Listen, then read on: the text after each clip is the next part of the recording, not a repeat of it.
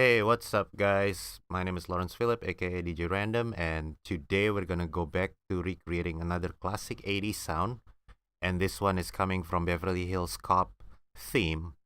So if you're wondering what this one sounds like, let's just listen to it first, okay?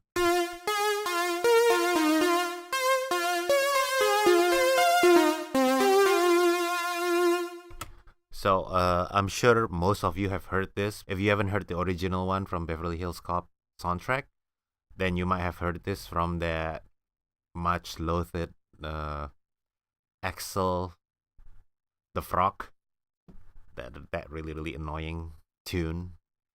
So yeah. So this sound is fairly easy to recreate, and a little background about it. This one is actually originally played on a Roland Jupiter 8.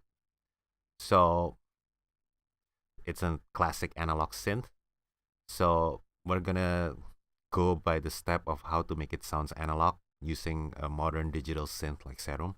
So let's just not waste time and let's just get started, okay? So we'll just initialize this preset, and then we're gonna start using just a basic saw, and we're gonna turn up the unisono to 4, and then we're gonna narrow it down to around right here, and then the blend we want it to be about equal like this.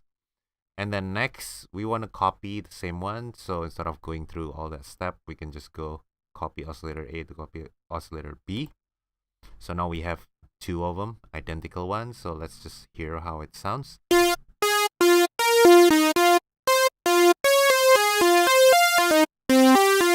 So by having this 2 detuned saw wave, we already got the basic building block. So now we just need to shape it. So we're just gonna use an envelope 1 right here.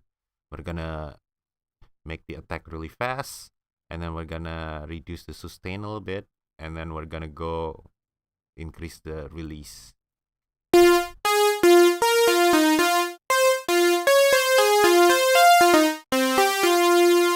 So that's pretty much it. Actually, we already get like almost what we need. We have to add a little something to make it sounds a little bit more analog. And one of the most common character of an analog synth is that pitch drift. So we're gonna create that pitch drift by using a LFO, and we're gonna use it to modulate the coarse pitch right here. So what we're gonna do is let's just create something that's a little bit like a sine wave. This line.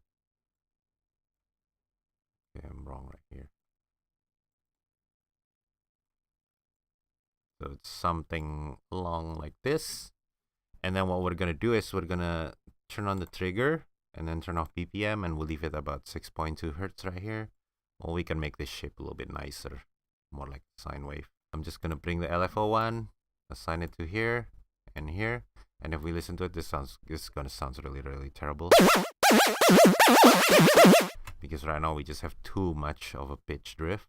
It's too crazy.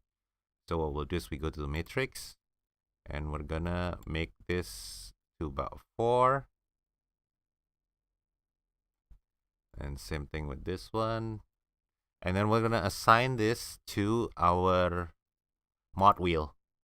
So we're gonna go here and here. And then if we listen to it, it should sound something like this.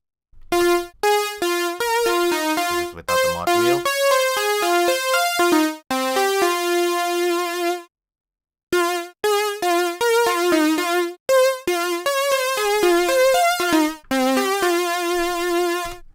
So pretty much that's all we need to do with the synthesizing part. Now we're just gonna go with the FX to beef it up a little bit. So we're gonna go to the FX panel, and then we're gonna turn on the distortion. We're gonna use a tube distortion, but we can crank up the drive a little bit. And then what I'll do next is I'll turn on the EQ, and then I will cut the high frequency just a tiny bit, maybe about 2 dB, because it's a little bit too bright for my taste.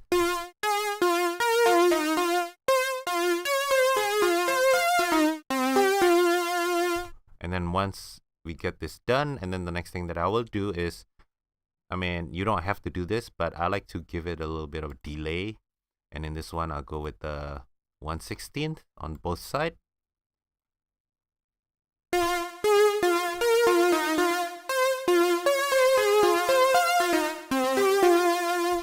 And that's pretty much it.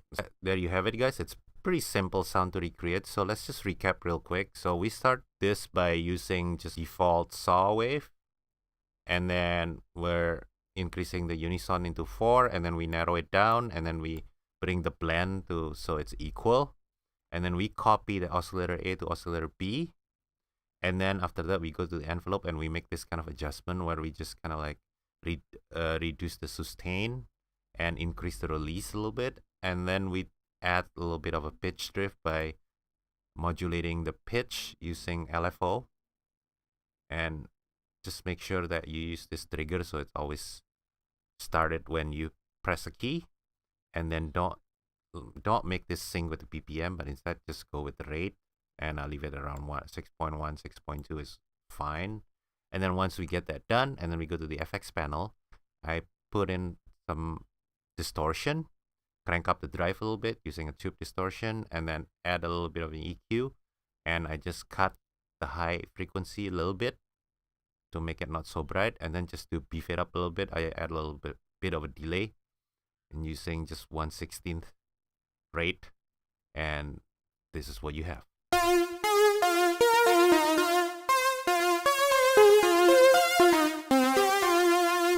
So there you have it, guys. Another classic 80s sound. If you're into synthwave, then this will be perfect for you. And if not, as always, 80s is back in vogue. So it's always cool to add 80s sound into your music production.